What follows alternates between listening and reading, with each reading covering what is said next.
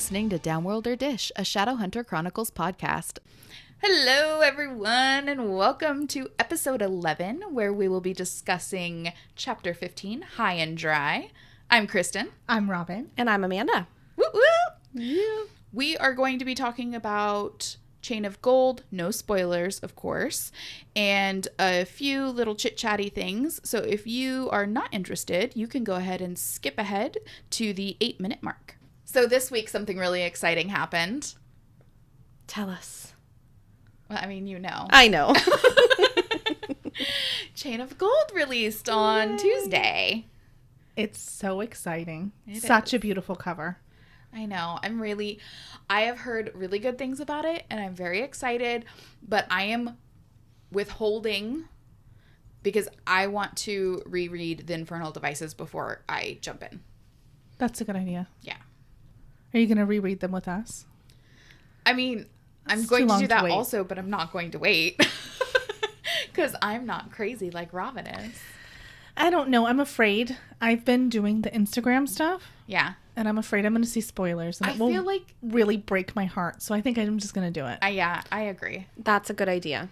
Because I was thinking even reading synopsises of the Infernal Devices. Mm-hmm. Just so that way I'm like, okay, I remember all the little... There's so many intricacies. I know. And from what I've heard about Chain of Gold is there's a lot of characters. And if you haven't read...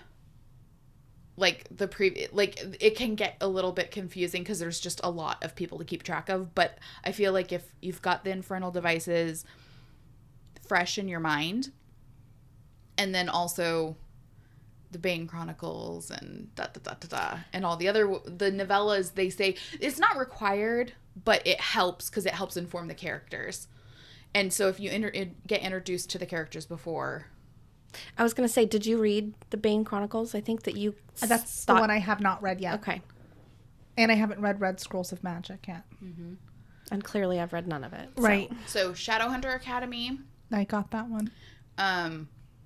The Shadow Market novellas, and then the Bane Chronicles. I think there's stories in each of those that kind of introduce some of the characters that are in Chain of Gold. I remember when I listened to the audiobook and I had to turn it off for Lady Midnight. Oh, okay. Dark Artifices. Thank you. So it's Lord of Shadows, Lady Midnight, and then Queen of Air and Darkness. Because I haven't listened to Queen of Air and Darkness yet either. Oh my! What?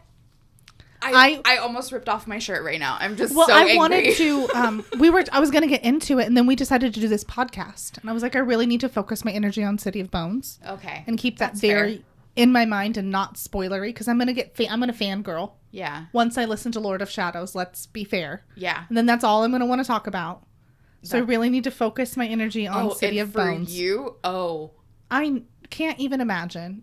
It's so fucking good. Yeah. So that is why I have waited on that, because so as soon as we're done with City of Bones and I have all my chapters written out, I'm going to go in, and then I'm not going to talk to you guys for like 2 days. Right. I'm like a ping pong ball right now, just back and forth watching. I can't wait till I get to this point. I literally cannot even handle myself. I'm so excited for you to get into the later books. Circling back to what you said about the Infernal Devices and Chain of Gold. Yes. When I first did the audiobook for Lord of Shadows, the Dark Artifices, I remember I couldn't handle the audiobook just because I wanted to really... It was mindless. I wasn't paying as much attention. Mm-hmm. So I bought the book and started to read it. And I got like halfway through and I'm like, crud, I really need to go back and redo the Mortal Instruments just because they intertwine a little bit. Yeah. Not that I don't know what happened. But I want to know everything. Yeah. Every little detail. Yeah. So I could see what you're saying with Chain of Gold and reading the Infernal Devices again. Yeah. And it's been a long time. So like the Mortal Instruments, I've read multiple times. And then before we started doing this podcast, I read them all like a few months before we decided to do this podcast. And then, so they're very fresh, but I've only ever read the Infernal Devices once. Okay. I've read them twice. So I don't have, like, I remember bits and pieces. And what's so funny is some of the characters, like, I don't know. I know I will appreciate it more the next go around of reading it. Okay. And I'm really excited. I got you. I think it's great you guys reread books. I've never really been a reader. I read here and there, but I've never really had a fandom or anything like this before. So I'm hoping this will do that for me. And maybe I can pull my daughter in a little bit. Cassie, are you there? Right.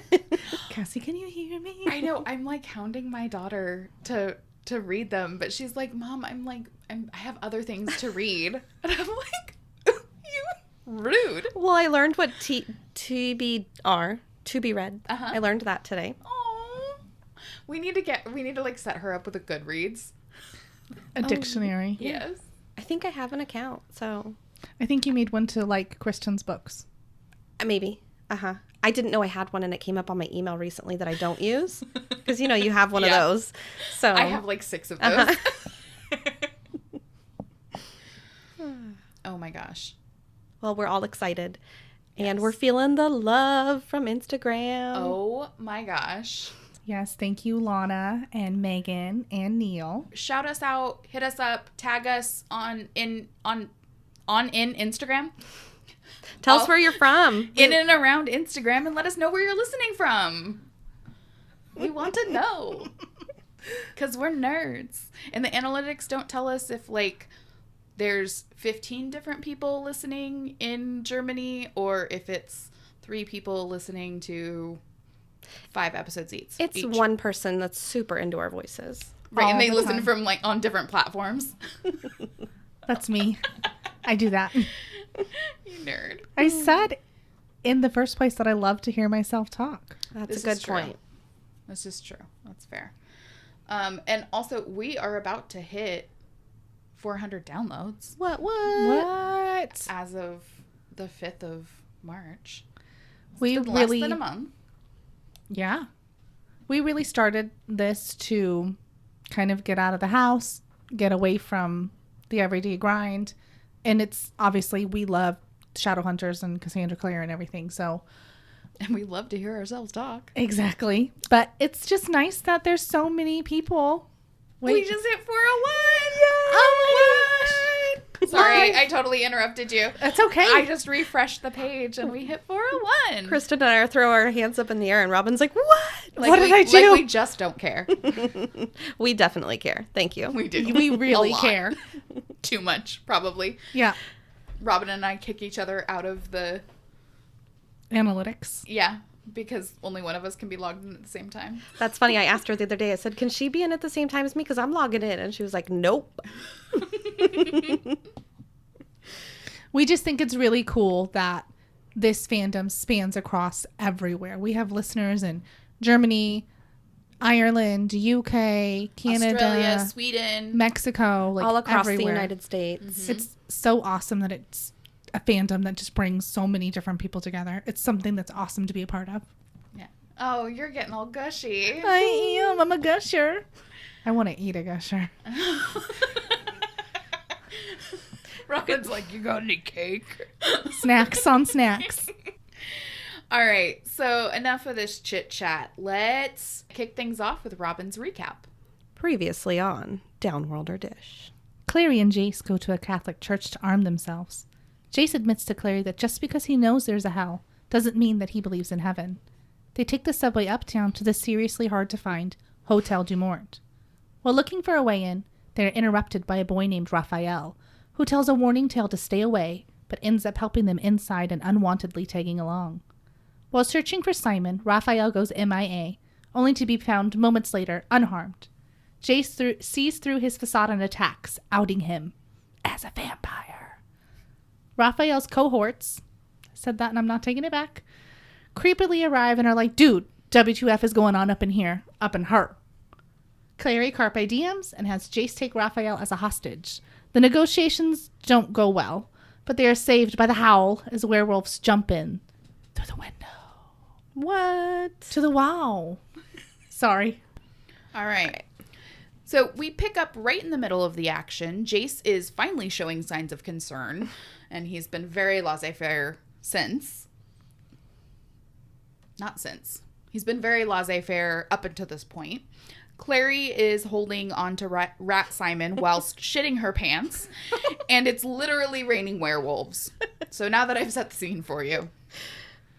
At the sight of the snarling pack of wolves, the vamps slowly start to back away, but Raphael ain't no bitch, and he stands his ground despite being wounded. Clary voices what we're all thinking. Aren't werewolves and vampires mortal enemies? Jace immediately confirms her suspicions and ups the ante, declaring that the wolves entering the vamp's lair is an act of war. Whoopsies. Oh my god. Oopsie daisies. Raphael is all sorts of twisted and demands answers. The biggest wolf steps forward and transforms into a man between one step and the next, a la McGonagall. Yes. So. Sheesh. You dork. You have to tell me what it's from. You've seen the movies. How do you not know who McGonagall is? What movies? Harry Potter. I haven't seen them all. She's in every one. Oh. She's like a major fucking character. Oh, it sounds like a dude's name. Sorry. Okay, this Christmas, we are doing a Harry Potter-a-thon. It's going to happen. We'll see. You're going to take it? And you're going to fucking like it. Mm-hmm. Okay. So, sidebar, Wolfie transforms into a fully clothed man, but werewolves aren't warlocks. That's a lot of W's. I'm sorry. Okay. They don't wield magic on their own. So, was he wearing a leather jacket in wolf form? Like one of those sad dogs on Halloween? Yes. Oh, Had that's to. sad. Like he was like just crammed, this big old wolf just like crammed into a leather jacket. They are not sad when they have to wear clothes. Dogs like it, okay? I don't think I don't they do. believe you at all. So, going to my part later. Yes. Are we allowed to talk about the end of the chapter right now? Because everybody's read the chapter. Yeah. Okay. I put a little tidbit in there, like, where are Simon's clothes? Right. Mm-hmm. So, obviously, we're both obsessed with clothing and magic versus why? non. You know why? Because in Harry Potter, Transfiguration, they bring their clothes with them because they're because they're wizards and they have magic themselves. But in Twilight, the boys are naked because they rip their clothes off when they get all wolfed out because they're not magical creatures, they're they're shapeshifters. So if you're shifting shape, you're not magically transforming your Here's outfit. the thing, Your though. clothes won't stretch. Yeah. That's right. I'm just, that is my statement. Your clothes aren't a Harry Potter tent. I was interrupted for that, so I was just like, oh, sorry. Okay. Good to know. This is what I want to know. Yeah. I'm gonna nerd up, if you will. Okay. Mm-hmm. To me, there are two types of werewolves. There are werewolves that are bound, basically, where they turn bound on the moon. Right. Full moon, werewolf out. Okay. Yes. To me, a werewolf that can turn at will is more of a shapeshifter than a werewolf. You shapeshift into a wolf form. Right. Are there two different kinds in this fandom, or is that just in general in your mind? In general. That's in general in terms of fantasy lexicon overall. In this specific... Can we talk about it? I'm just going to be vague. So in this specific world, they are influenced by the moon, but they're not only influenced by the moon. So they can, once they have a handle on their transforming, they can transform at will. But when they're young, transforming with the moon is something that they can't stop. So they can control it once they are more mature in their wolfism? Yeah. Once they figure it out. Okay. Once you can catch the fly with the chopsticks. Yes. Got it. That I get. All right. So the answer is we don't know. I wonder if Simon... Well, we don't know if the drink that Simon drunk, right? That's how was a magic... Was it a fairy drink? I think so. Or was it a magical... I think our best guess is that it's some sort fairy of... food. Fairy food. I think when they were Enchanted. at the party, they talked about the vamps sometimes drinking it also for fun. So right. So it's whether it be warlock or fairy, like someone enchanted it. I don't know. Maybe that's why he still has his clothes, because it was an enchantment. Mm-hmm. Okay. If it was an enchanted. Maybe. Yeah, that would make sense. That would make sense to me. That makes sense. I said that 14 times. I imagine now that you're talking about Simon and his clothes that he looks like Alvin and the Chipmunks. Or Simon, obviously. Theodore. He does look like Simon because he does have glasses. Mm-hmm. Yep. Anyway. If your name is Simon, you have to have glasses. Come on. Adorable. Right? I really do like that name. I know, me too. I like the name Spencer until that one dude from the hills ruined it with his flesh-colored beard. He's the worst. I don't know what that is. Oh. I forgot what his last name is. I don't remember, but I know it's Heidi and Spencer. And Right. I know the E! Channel literally stopped talking about them. They refused to call them by name because they were basically doing things to get on TV. So. Because they're crazy. Mm-hmm. Okay, anyway, moving on. So Wolfie tells Raphael, "We didn't come for a blooding." Thanks, bro. Super reassuring. When I read that, I thought it said bloodling.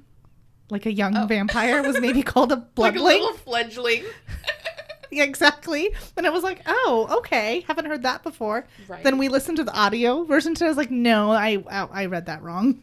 A blooding, which I really like, by the way. If I'm ever going to start a fight, I'm going to say, let's get down to business to have a blooding. Right. I'm here for the blooding. For a blooding. I've come for have you come in here looking for a blooding? It sounds very This Is Sparta, which is definitely the aesthetic that I think the wolves are aiming for. Okay. I just imagine they're all ripped dudes. Right? With it's like if Rob Zombie was ripped, that's how I see this dude. Like with long hair, a grizzly beard, kind of. He's from Beyond the Wall. Yes. He's a wildling. Yes. So, while this exchange is happening, this dude is a dude. Mm-hmm. But the other wolves are wolves. Yes. They didn't all turn and they have warriors come out and play. What are you talking about? This I know only because she's told me. The Warriors movie. From the 80s. He's clinking the bottles on his I've finger. never seen that. I hate you. Whoa. I had cable growing up. That's a standard. It's so funny because I did not have cable as a young adult. Well, we were busy partying. That's right, I didn't need it. All right, getting back on track. Wolf Dude says, "We didn't come for a blooding. We came for the girl. Because of fucking course they did. Clary's a magnet for trouble. Why does everyone want her in the Shadow World all of a sudden?" Everybody. All of a sudden, it's been a few days and here she is, just so popular. Right? She's a celebrity. But maybe he just wants her autograph. I can't even with you two. I was going to give her a name like Clary the Creepy, but she's not creepy. She's not creepy. So Jace and Clary have this exchange, and it's in such a short, moment of time. I'm just going to read it. So behind her, Jace muttered something that sounded distinctly blasphemous. "You didn't tell me you knew any werewolves." She could hear the slight catch under his flat tone. He was as surprised as she was. "I don't," she said. "This is bad," said Jace. "You said that before." It seemed worth repeating. Well, it wasn't. Clary shrank back against him. "Jace, they're all looking at me." It cracks me up. It seems very calm of a conversation to be having while all this shit's going down. I mean, I assume they're probably hissing at each other "You didn't tell me." Dude, could you... Really? You didn't tell me? You know? I imagine them back to back. Like Scooby-Doo or something? Uh-huh. Like Scooby-Doo. Like you make a circle. Like they're circling the wagons. Wagons East. Oh my gosh. I saw the mystery machine when I went to the beach last weekend. And I took a picture. I sent it in the group chat. So we will post that on our Instagram. So fun. It's hilarious. So we can see what Jason, Clary, and crew should be rolling around in. Instead of a horse-drawn carriage. Yeah, they need some wheels. For sure. All right, so seizing the opportunity to gain the upper hand, Raphael pulls in I Saw Her First and tells the wolf that since Clary trespassed on the vamp's territory, she's theirs and the pack can't have her. So, neener, she's mine.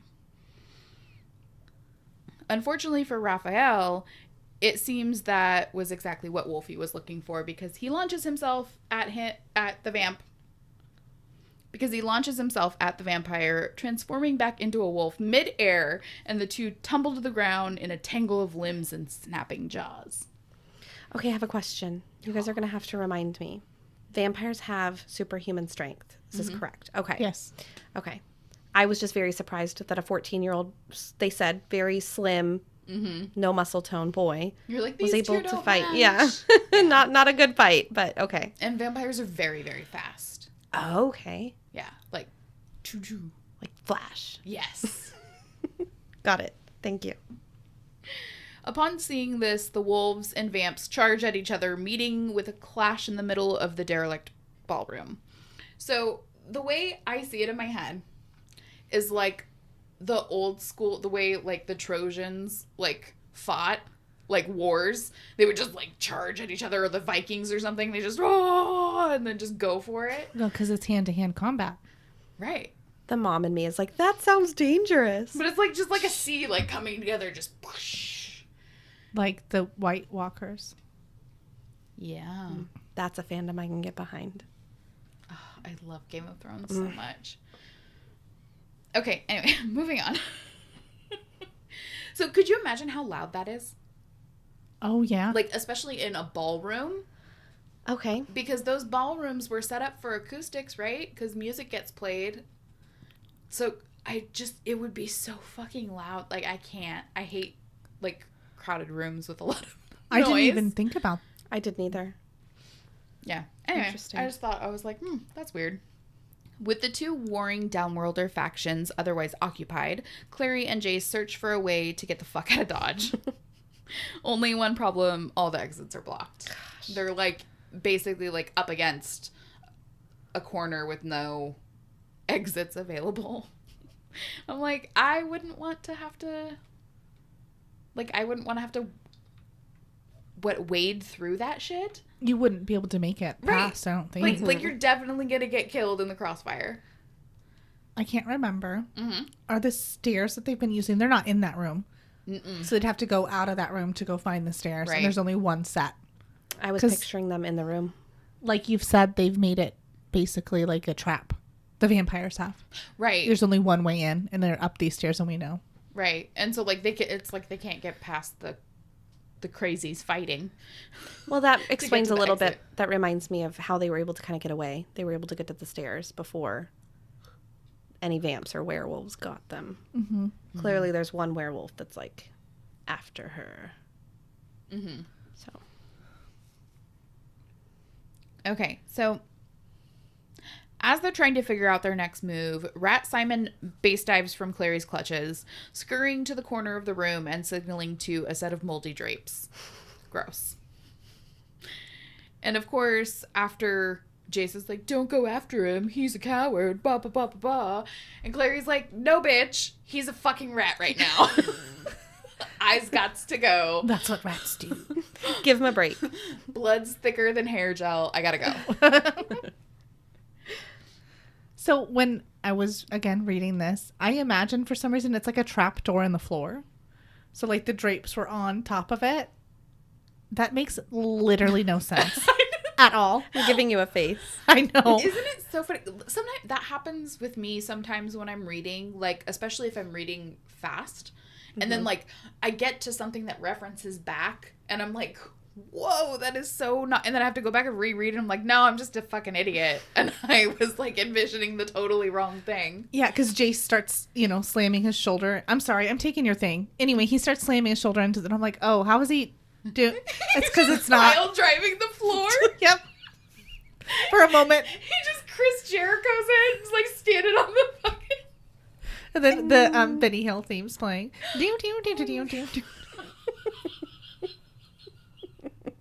You just totally changed the entire mood of this fight right now. I'm really sorry. I was going to say it is Scooby-Doo.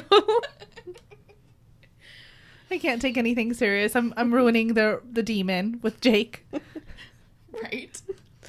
Oh my god. So yeah, Jace can't seem to keep his sass in check because even in this moment of like literally mortal danger, he wants to be a smartass. Clary rushes after Rat Simon and discovers a door behind the curtains because nee, ha ha, Jace, you fucking jackass. He's such a jerk in this. He really is. He's so snotty. Well, even after all of this, he's still, like, they're literally there to save Simon. And right. That's still his opinion. So dumb. Anyway. So the door's stuck. Right. Door's stuck. Jace is trying to shoulder it open. It's not working. He's just kind of bouncing off of it. And he sees a giant wolf bearing down on them. And he's like, oh, fuck. And Clary, finally thinking for once in her goddamn life, grabs the dagger out of her belt, because it's in her belt and not in her backpack. Oh, I didn't even realize that. See, that's me reading fast. Okay, thank you. And she throws it at this thing, and it lands home. So I'm super proud of Clary at this point, yeah. I thought it was Jace. She grabbed Jace's dagger. It's Jace's dagger, belt. But it's from her belt. Yeah. Why am I, like, flashing you right now? Showing your belt. Right. I just thought it was from his belt.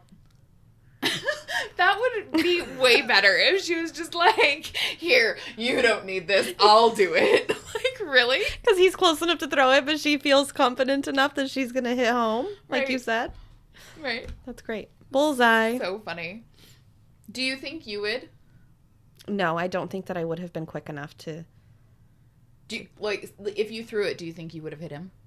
No, I think that if I did, it would be lucky like Clary. I do not think that she has the skills to do that either. So. I think it's in her blood. Okay. Right. So, like, it's just instinct at this point. Mm-hmm. That kind of, like, ancestral DNA kind of shit. It's taken over. But I also... What is it called? Like, DNA memory or something? Mm-hmm. Sorry, all I can think of is Dino DNA.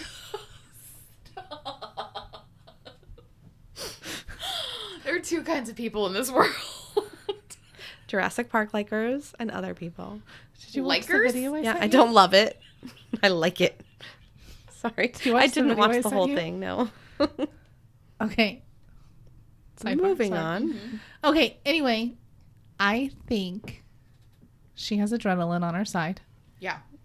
But you're asking about me. Yeah. If I was Clary or if I was me. Yeah. I don't know. I think the thing behind throwing knives is you have to have enough force behind it. Mm-hmm. Because otherwise you could reach your target, but if it's not forceful, it's not actually going to puncture. I mean, it's not as hard as you think it is. Okay. Have you thrown knives before? Yeah. Okay. So I have throwing knives, and You own them? Yeah. Jeez. I'm not super accurate. Okay. Like, I can't, like, hit a bullseye. But I've thrown knives since I was a little kid. It was one of the things, like, my dad and I did together. You just have this pocket knife.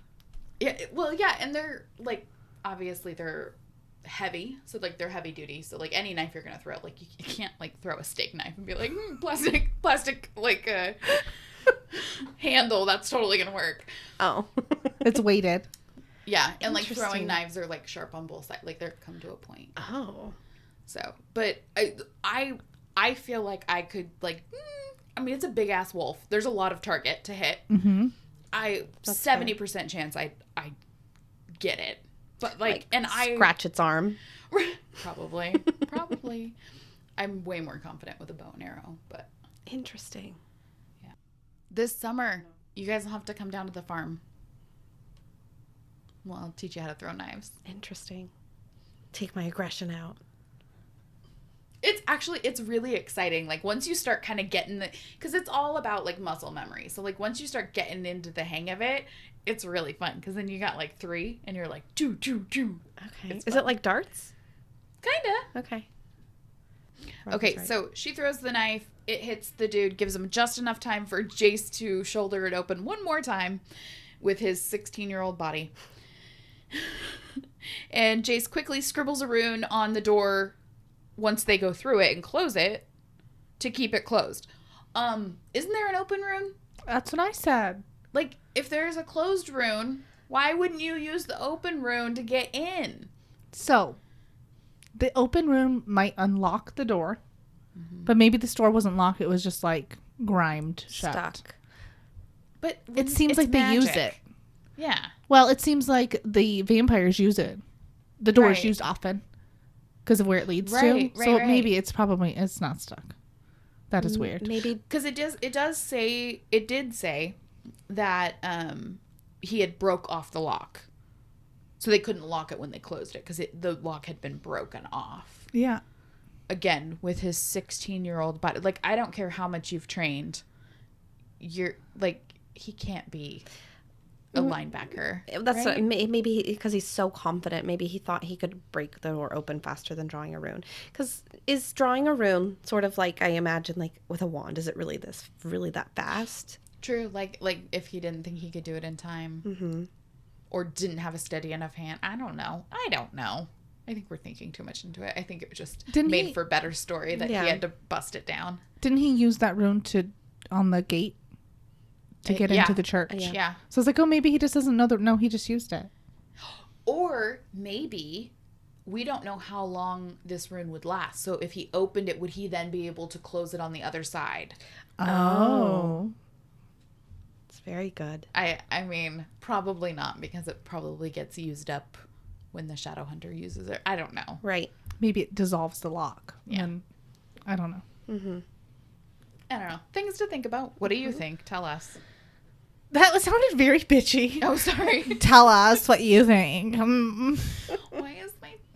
All right, so Jace and Clary carefully start to pick their way up this decrepit staircase. Like, chunks of the banister are falling off in their hands. Like, it's sketch AF.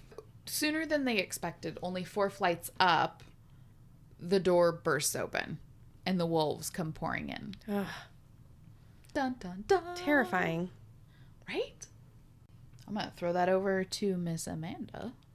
The two start running up the stairs. They get to the 6th floor, and Clary sees a door propped open by a brick. They go through the door, and they're outside on the roof. She realizes that the vampires must fly up to this entrance to be able to gain access to the building. Clary begins to look for a fire escape, hoping that there's a way down. And she finds one, but it's still attached to the building, which is great. She finds a fire escape still attached to the building, but it's very old and completely unusable. Jace starts to stress a little bit, which to me is kind of refreshing to see him showing some humanity, I guess. I don't want him to be a worrywart, but gosh, he's always so confident. Let's take our lives seriously, buddy. I mean, he doesn't for very long, but... He's very flippant. Is that the right word? Yes. Mm-hmm. He just, nothing bothers me because I don't have feelings because I'm jaded. Like, no, you need to go to therapy. My dad killed a falcon. Sorry. That was really mean. I know, but why did he tell the story? He's looking for alls. Anyway. The two are desperately trying to think of an escape plan. Clary starts imagining a rune with 2 triangles joined by a single bar and a rune with a pair of wings. So those are 2 different runes, right, that she's imagining? No, it's the one. It looks like a pair of wings. Oh, I see. Okay. Okay, got it. So I must have, again, read too fast or something. Okay, got it. Jace suddenly yells, "That's it!" And Clary wonders if he was reading her mind. They're sending each other messages. That was good timing. Bro J. Jace runs over to find one of the vampires' motorcycles and quickly gets the motor going just in time. The werewolves made it through the door. Just in time. He drives the bike to the edge of the roof and down they go. Okay, hold on. Like straight down. Hold the fucking door. What the hell? Because he's like, get on. What are you thinking?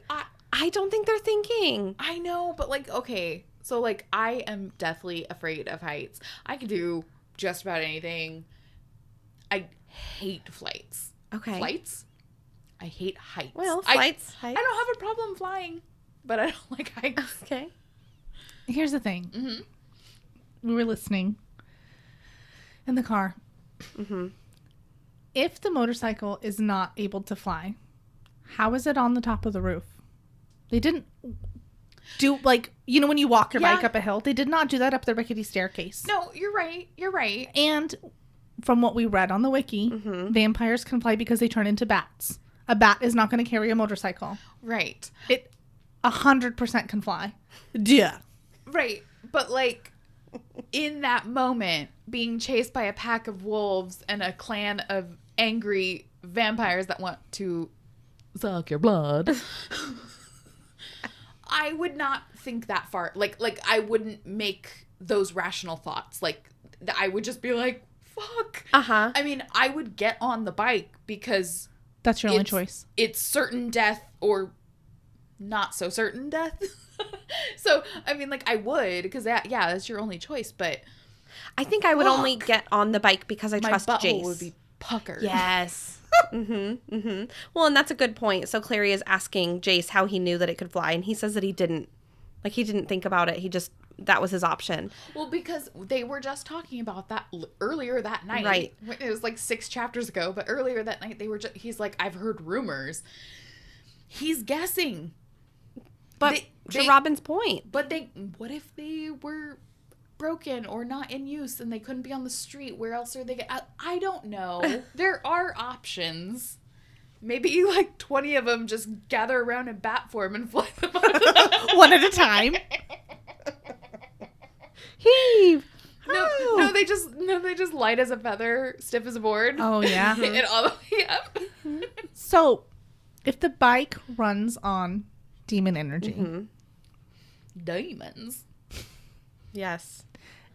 Amanda, this is Amanda's point. So I feel bad bringing it up. No, you're fine. Go for it. It's obviously running. Well, vampires aren't demons. Aren't they part demon? No, they have a demon disease. Gosh, that's right. Okay. So do you think it's running off of basically the demon energy that is New York City? That's my question. What demon energy is making the bike run?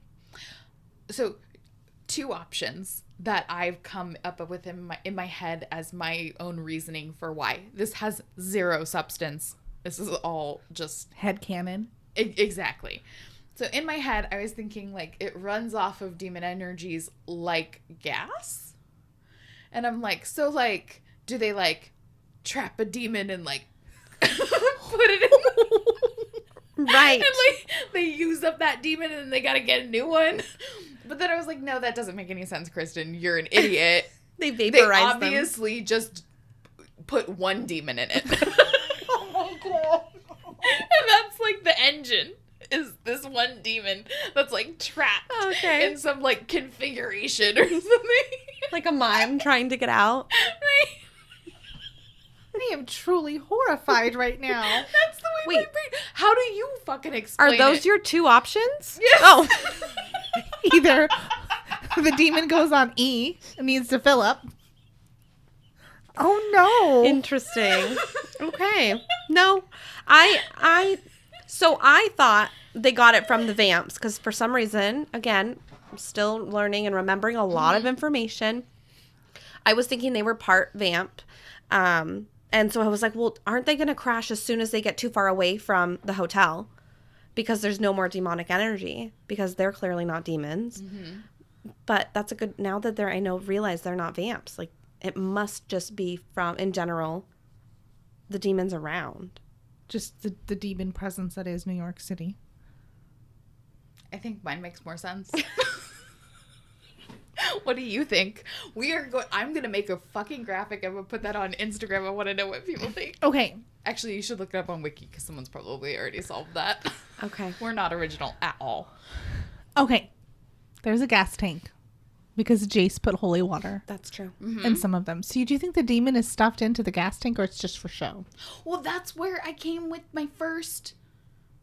I can't believe I'm discussing this. And where do they build them? They liquefy demon energy and like there's like a refinery. Well, it has to be. It's a special bike, I'm assuming. It's not just a regular bike that's been converted to run off of energy. Maybe it is. Maybe it's just a regular fucking bike that was wizarded up by a warlock. Okay. And they, they take this...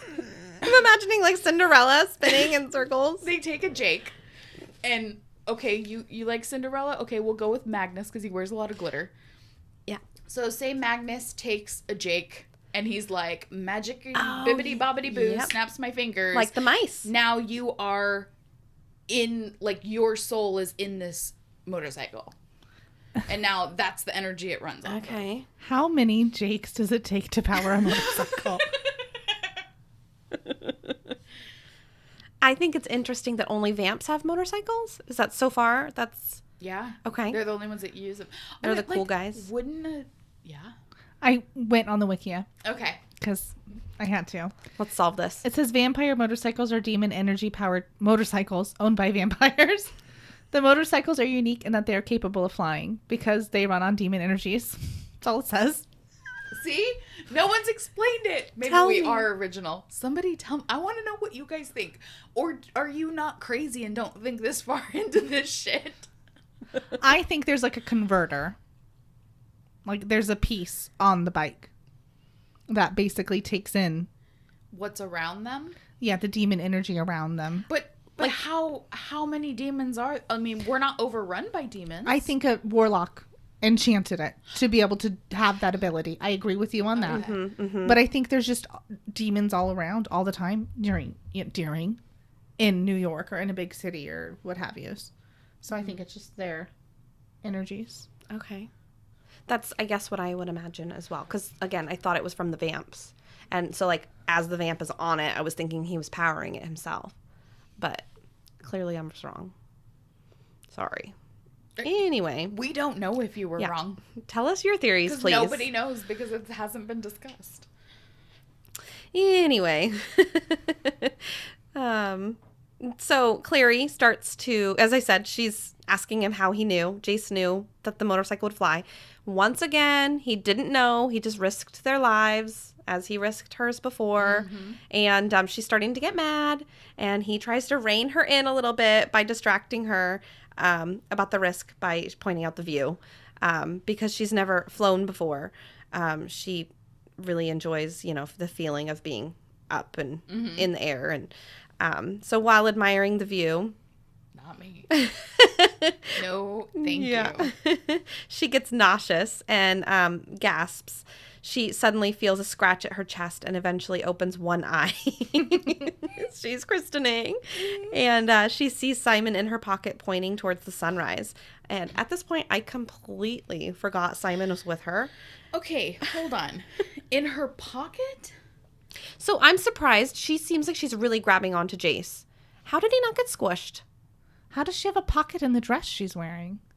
Or is it like he's because she had a hoodie, right? Yeah. Mm-hmm. So it's in her kangaroo pouch. How is he scratching at her chest if he's in her fucking kangaroo pouch Maybe pocket? she put him in her bra?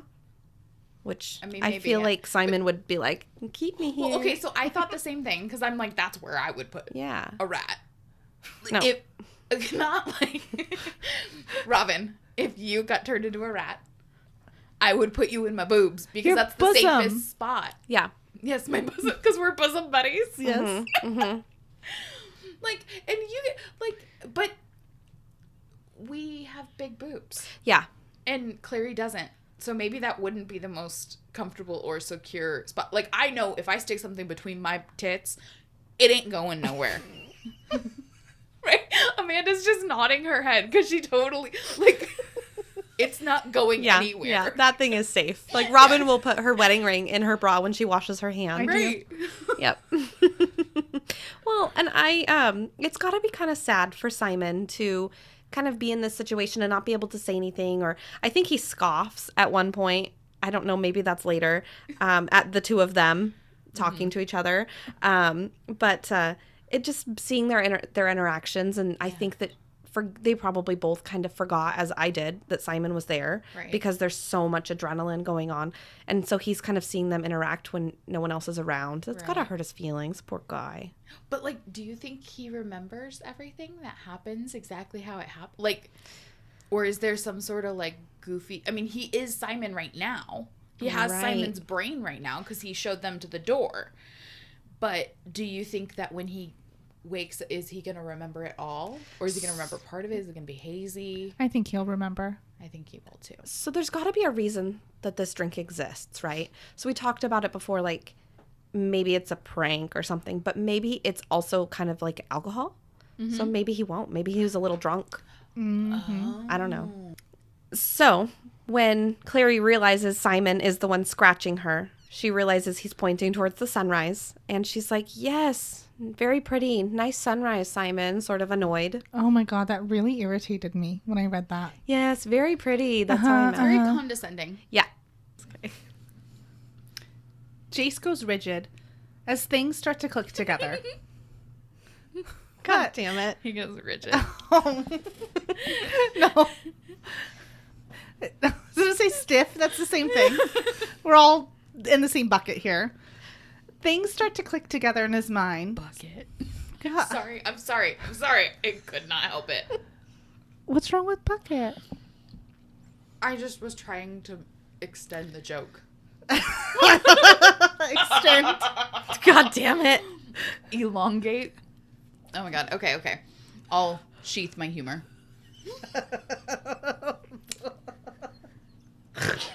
Okay. Jace goes rigid as things start to click together. Sunrise plus demon energy motorcycle equals no bueno. I love that my boy Simon is the one to call attention to the problem. How awesome are his D&D skills that he knows what's gonna go down? Mm-hmm. Okay.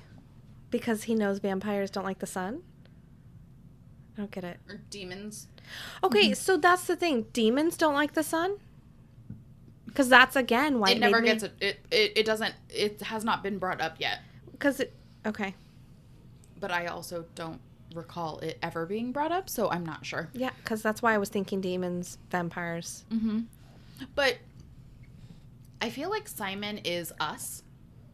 Like, he's the stand-in for the reader in terms of, like, the way his character is built. Mm-hmm. So he is the one that's being able to think objectively because he does not have emotions in this game like Clary does.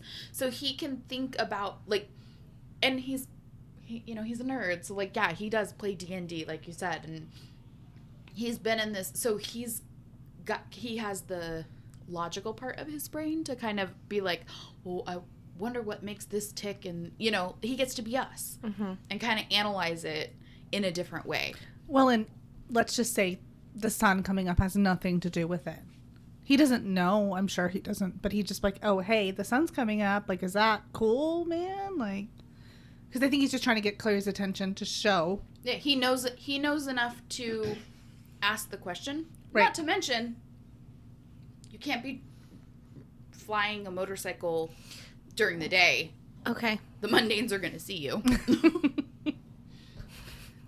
Imagine, like, a child's like, look, a star. No, that's a flying vampire motorcycle. Demon bike. It's a bird. It's a plane. It's Jace Wayland. And we've got the title for this episode. Jace explains the severity of the situation to Clary, who is still confused. He points the bike down toward the river, the wheels skimming the surface and spray splashing in their faces. And the motorcycle starts to seize up as the sun rises further into the sky.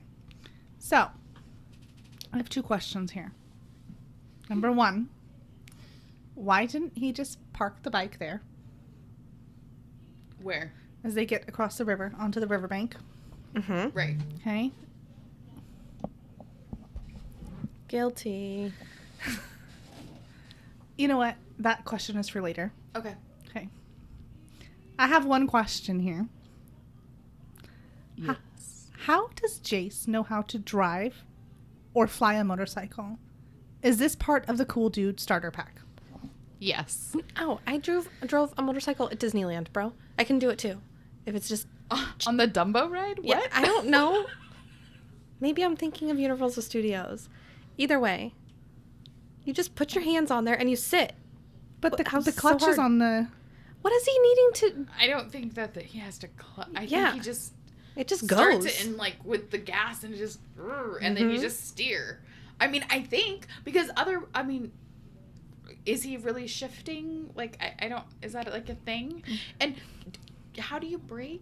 Like, does that really... Because the wheels aren't spinning on anything. The mechanics don't work. Yes. So... I'm assuming if I'm a cool vampire biker dude, I'm gonna want to shift the gears. I think it also drives on the road. That's true. Like, I felt way cooler when I drove stick shift. By the way, you could be a cool vampire chick as well. Okay. Gender equality for the win. Because I agree, I also like to drive a stick. Not like on the freeway in traffic. No, that's lame. Or with children nowadays. Oh my gosh. My leg would be so fucking sore. I'd just be like, knock it off. Stop. That was my life when I lived in Battleground. Ugh. They narrowly escape a water landing, fly over the freeway, skim the roof of a car, and land skidding into a parking lot. Clary's body's thrashed around during their descent, and she's thrown from the bike as it slams into a barrier. She curls into a ball, hoping Simon isn't squished during her landing. Water splashes onto her face, her arm is funked up, and the wind is knocked out of her. She instantly tries to find Rat Simon, but her pocket is empty. So he is in a pocket. At least she's thinking about him. I just want to know if he's really in her kangaroo pouch. Right. Because that seems like it's not safe. Maybe he popped out and was like climbing up like, hey, scratchy, scratchy. Yes. I don't know. He just like climbed up her shirt. Yeah, I guess. I don't know. And then went back into his... Although it seems like she was really attached to Jace. Physically. Yeah. Because they're on this flying motorcycle. So it seems interesting that he'd be able to get out. Anyway. Clary realizes that she landed half in and half out of a muddy puddle. Her face, quote, felt like one big bruise, her arms aching and stinging like raw meat. Which is just disgusting. Yeah. But I like the way that it's worded. Yes. Stinging like raw meat. Raw meat doesn't sting. But like exposed raw meat. Like I understand what the visual is going for, but like it's a weird way to phrase it. Yeah, I agree. Grins all over his face. Exactly. The motorcycle is this misshapen heap of metal, and as the sun rises further in the sky, it turns to ash. Right. Interesting. Is it because the sunshine touched it? I think so. Or because they wrecked it? No. I think it's the sun. It's the sun, because demons, they're sun sensitive, right? I know vampires are sun sensitive. Jace runs to Clary. He's also banged up pretty badly. His shirt sleeve is torn away and he's bleeding from a long gash. The color's drained from his face, and Clary wonders... What? You need to say where the gash is. He's bleeding from a long gash. I do that once a month. It's long. A little more heavily now that I've had a child. His sleeve's torn away and he's bleeding from a gash in his arm. On his arm. Okay. You guys are fucking Robin. It's okay. It's basically empty. I thought it was so. Okay. Should we just start this whole sentence over again? Sentence. Oh yeah, sentence. Yes. Yeah. His shirt sleeve is torn away and he's bleeding from a long gash on his arm. The color's drained from his face, and Clarice wonders what could be so horrendous to cause that kind of reaction for him. She's like, is my leg torn off and thrown on the other side of the parking lot? Like, no, girl, you would know. No, you might not feel it. She might be in shock.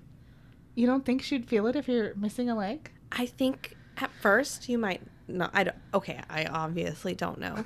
But I imagine shock would take over and you might not. Okay. She starts to get up and feels a hand on her shoulder. It's your boy, Simon. His glasses are MIA, but he seems to be in good shape otherwise. What? Ask your question. Oh, by the way, where were his clothes during his rat period? Also, suspended in animation? Okay, so we did have this conversation, but if he has his clothes, why doesn't he have his glasses? They talk about that later. Oh. I think they got flown off, would be my...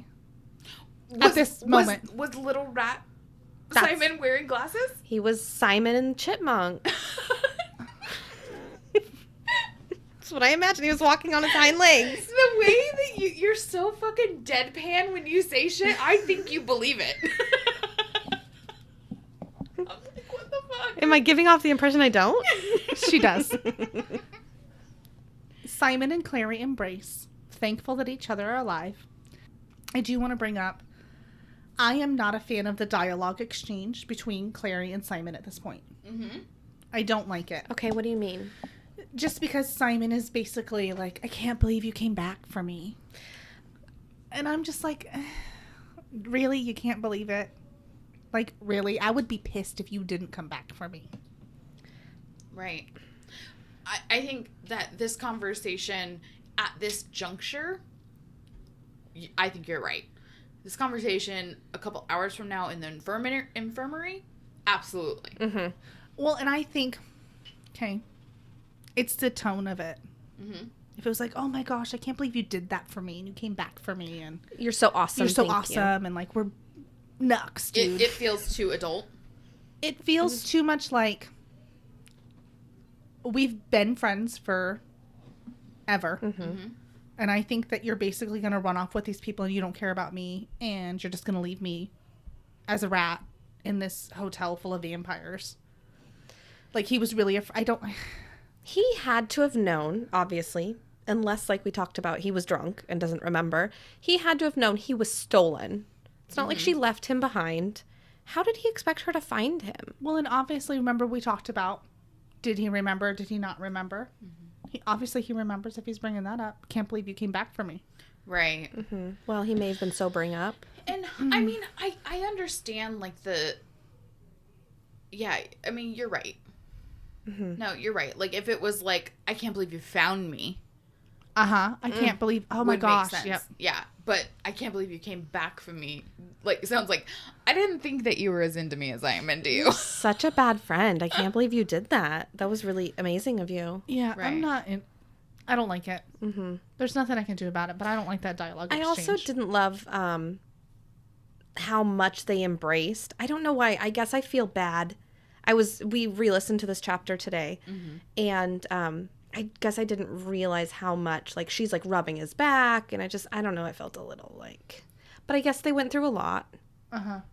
I totally understand, like, grasping at each other and hugging, like, so tight and, like, not wanting to let them go. The rubbing the back thing is a little weird. Yeah, that got me. I'm like, unless you were crying, I wouldn't rub your back. Okay. I might rub Amanda's back. She's a little bit more affectionate than you are. Okay.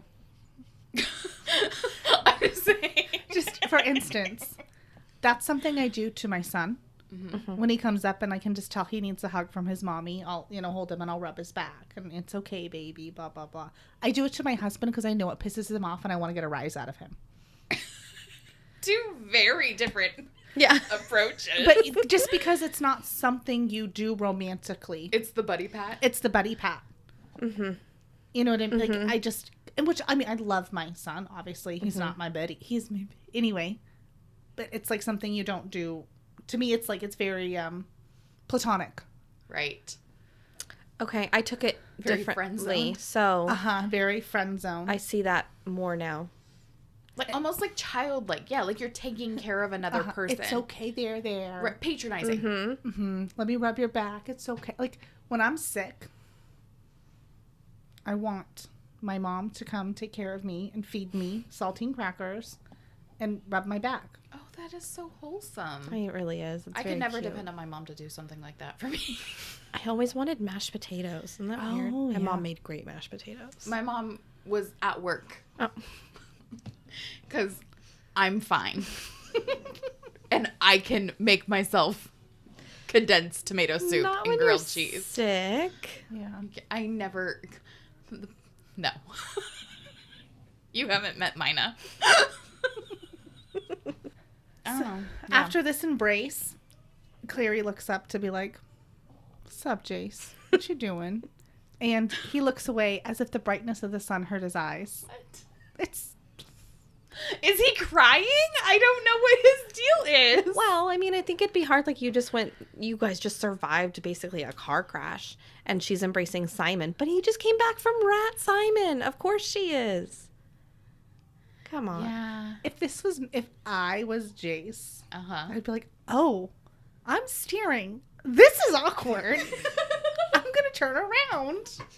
If I'm Jace, I'm like, where the hell are my sunglasses? My eyes hurt. For real, the sun needs to get out of my eyes. Okay, but another question. All the color drained from his face when he saw Simon behind Clary, right? Mm-hmm. Why? Yeah. He's like horrified. He knew he was there. He knew he'd be coming back too. That's why Magnus wouldn't change him back. Why would he be horrified? Right? Was it Magnus? Yeah. Yeah. I thought that he's like, the color's draining from his face because Clary looks beat up. Oh, not because that's probably way a better answer than mine. That's why I was so confused. I'm like, he's not surprised, right? Right. He's like, fuck, he made it. I tried to kill him. Oh no, that's horrible. No, I think it's just because, like, basically she's saying her face is bruised up and looks like raw meat. Ugh. So I'm sure she looks pretty like, oh startling. Dang, girl. Mm-hmm. Well, and I'm sure he feels guilty that, haggard. you know. Well, and Simon's beat up too, so I'm sure it's surprising seeing both of them. Okay, before we go, that is the end of the chapter. It ends with him turning away. The end. I want to know, that's my discussion question. Y'all.